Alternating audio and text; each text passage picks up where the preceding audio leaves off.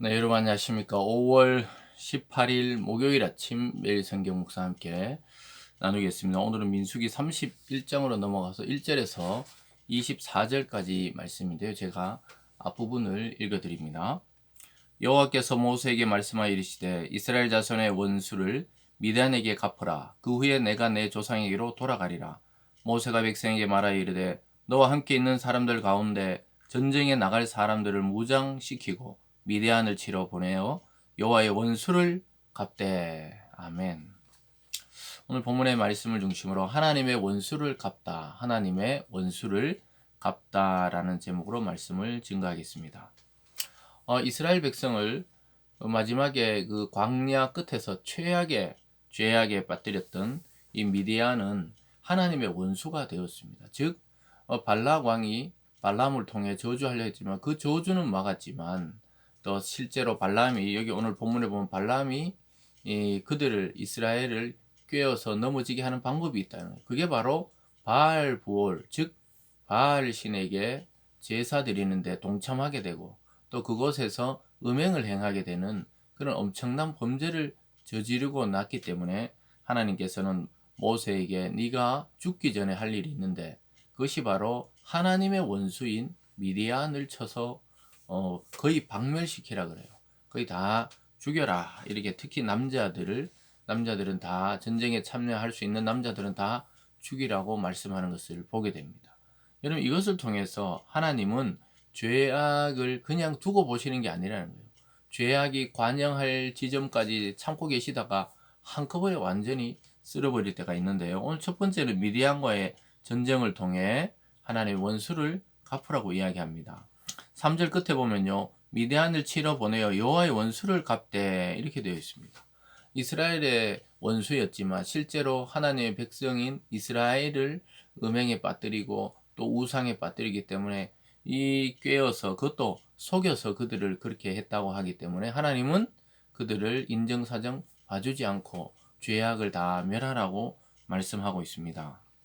그래서 결국은 이 나가서 승리를 하는 것을 보게 돼요. 7절로 가보면 그들이 여호와께서 모세에게 명령하신 대로 미디안을 쳐서 남자를 다 죽였고 그 죽인 자 외에 미디안 다섯 왕을 죽였으니 미디안 왕들은 에위와 레겜, 수르, 후르와 레바이며 또 보올의 아들 발람을 칼로 죽였더라.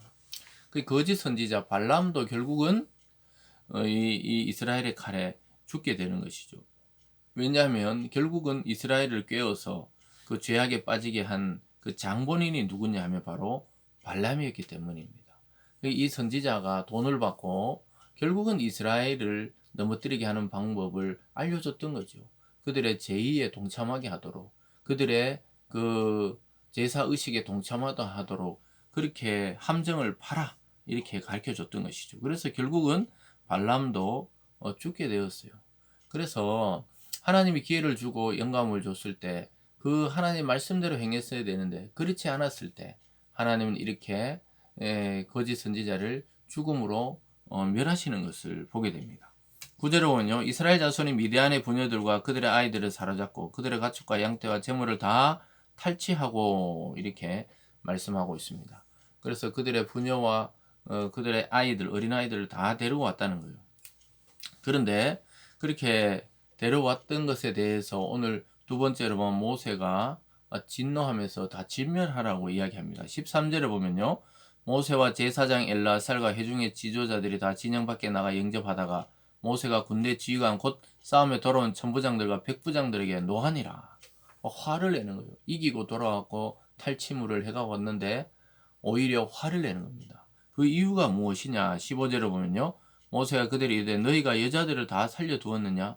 보라 이들이 발람의 꾀를 따라 이스라엘 자손을 부올의 사건에서 여호와 앞에 범죄하게 하여 여호와의 회중 가운데 연병이 일어나게 하였느니라. 왜 이 여성들을 살려두었냐는 거예요. 즉 여기 보면은 부올의 사건, 아까 말대로 발람이 꾀었다 그러잖아요.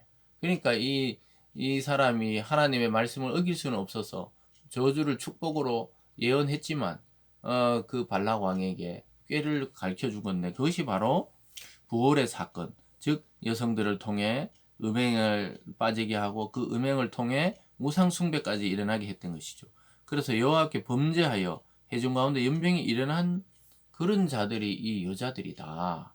그래서 이 미디안의 여성들이 발람을 그 꾀를 따라서 이스라엘 남성들을 유혹해서 거기서 범죄하게 하고, 또 하나님이 노하셔서 전염병으로 2만 4천 명이나 이스라엘 백성이 죽게 되는데, 그런 여자들을 지금 살려서 데려왔냐?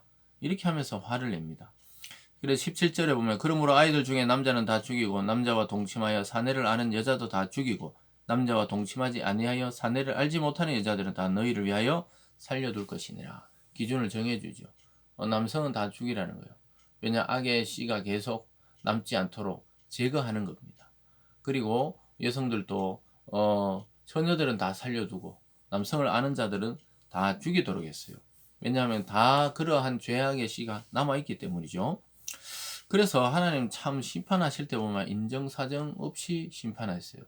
우리가 볼 때는 노아의 사건도 그렇고 이런 걸 보면 좀 오늘날로 시선으로 보면 깜짝 놀라죠. 그러나 하나님은 진멸하라는 것은 죄악을 완전히 태워 없애듯이 없어져야, 그 흔적이까지 없어져야 따르지 않기 때문에 죄를 심판하실 때는 인정사정이 없는 것이죠.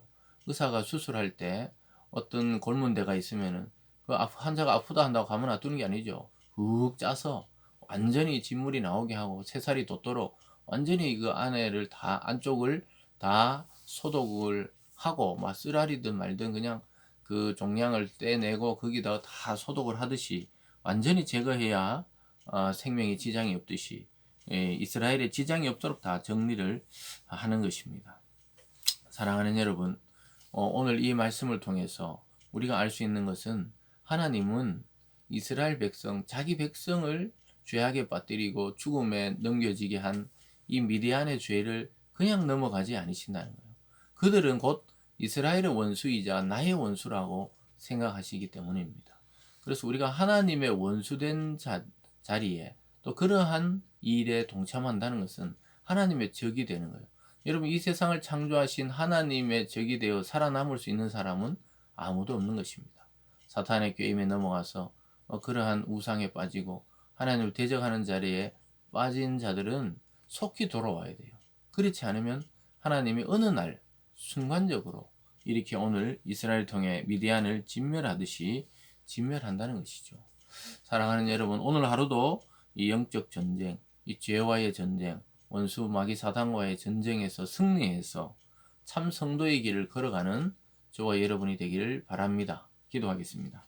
사랑의 하나님 아버지, 우리의 원수요 하나님의 원수인 이 사단, 또 사단과 그의 졸개들과의 이 영적 전쟁에서 승리하고 당당히 이 세상을 살아나가는 우리 성도들 다 되게 하여 주시옵소서. 감사드리며 예수님 이름으로 기도드리옵나이다. 아멘.